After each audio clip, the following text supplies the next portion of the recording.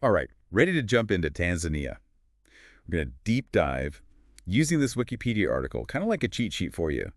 Just give you a good idea about, well, everything, where it is, how to get there, the highlights you don't want to miss, and a bit about the culture, to really get a feel for the place. Sounds like a plan. We'll try to cover all the bases so you can be as prepared as possible. So, like, geographically, where are we even talking about here? Tanzania, East Africa, right on the Indian Ocean, those classic savannas, but also coastlines. And of course, you can't forget Mount Kilimanjaro, the highest peak in Africa. Whoa, okay, that's pretty impressive. Hmm. But how do you actually get to this East African paradise? Well, most likely you're going to be flying in. Tanzania has 4 international airports. Gotcha. But things get a little more interesting when you want to get around once you're there. Interesting how. Well, there are tons of smaller airports, over 120 actually, and landing strips, but the roads are really where it's at. And what's so special about the roads? Let's just say they're not always in the best shape. Rugged terrain, unexpected detours, that kind of thing. So you're saying bring a sturdy vehicle and maybe pack some patience. Exactly.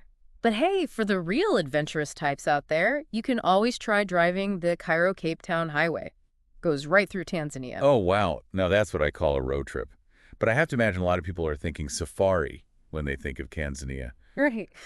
Absolutely. It's kind of what Tanzania is known for. I mean, it's a safari mecca. All those national parks and conservation areas are just packed with wildlife, including the Big Five. Yeah, the Big Five, that's like the classic safari experience. And it's a big deal for Tanzania's economy, too. Tourism makes up a good chunk of their GDP. So for someone planning their first trip to Tanzania, what are the must-sees? Where do you even start? Oh, that's the question, isn't it? Well, you can't go wrong with the Serengeti National Park. It's where the Great Migration happens, millions of wildebeest and zebras moving across the plains. It's pretty incredible to see. Definitely adding that to my list. Anything else? Let's see, the Ngorongoro Conservation Area is amazing too. It's this volcanic caldera, like a huge crater with a ton of wildlife. People call it Africa's Garden of Eden sometimes. And then, of course, you've got Mount Kilimanjaro, if you're feeling adventurous. Sounds amazing. So we've got amazing landscapes and incredible wildlife. What about the people? What's the culture like? Well, Tanzania is incredibly diverse. There are over 120 ethnic groups. Wow, 120. Yep. And that means a lot of different traditions, languages, everything. It's a real melting pot. So how do they all communicate with so many different groups? That's where Swahili comes in. It's the official language, and it kind of acts like a glue, holding everything together. So do I need to learn Swahili before I go? English is still widely used, especially in the touristy areas, but knowing some basic Swahili phrases is definitely helpful. It shows respect, and it can make your trip more meaningful. Good point. Okay, what about religion? What's the deal there? Religion is a big part of life in Tanzania.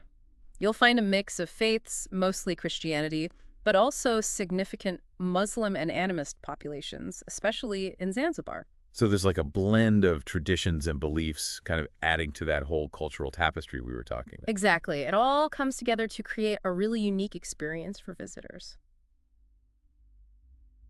Welcome back. We were just talking about how diverse Tanzania is, all those different ethnic groups and religions. Yeah, over 120 ethnic groups. That's incredible. It is, and all that diversity is tied up with Tanzania's history. I mean, the history goes way back. Okay, so how far back are we talking?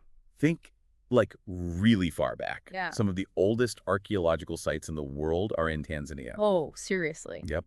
Olduvai Gorge, you've probably heard of it. They found some of the earliest human fossils there. So we're talking about, like, the origins of humanity right there in Tanzania. That's amazing. Right. And as you move forward through history, there were all these powerful empires and kingdoms that came and went, and there were trade routes all over the place.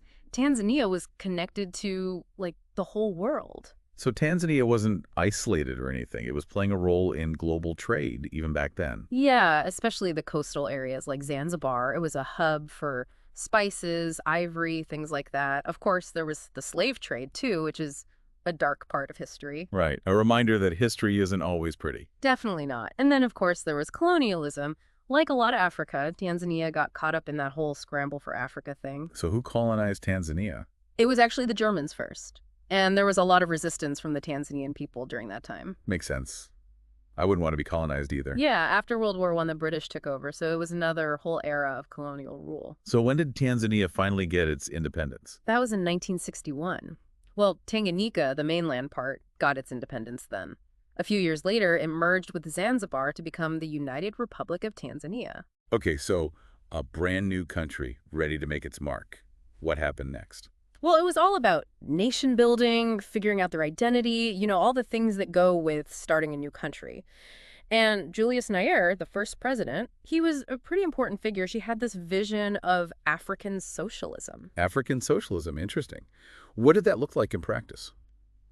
Well, it was focused on unity, self-reliance, that kind of thing. But there were some challenges too. What kind of challenges? Economic growth was one, and there wasn't a lot of political freedom. But Nyerere's legacy is still pretty big, both in Tanzania and in Africa as a whole. So a mixed bag, but a significant leader for sure. So what happened after Nair? How did things evolve?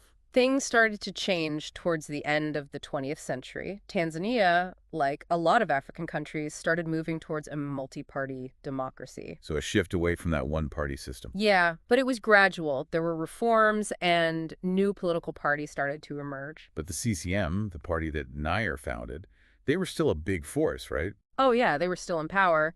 And it's been a bit of a back and forth ever since. Some progress towards democracy, but also some setbacks. So work in progress. Not surprising for a relatively young country. Yeah, exactly. And like everywhere else, Tanzania has to deal with all the challenges of the 21st century. Population growth, climate change, things like that.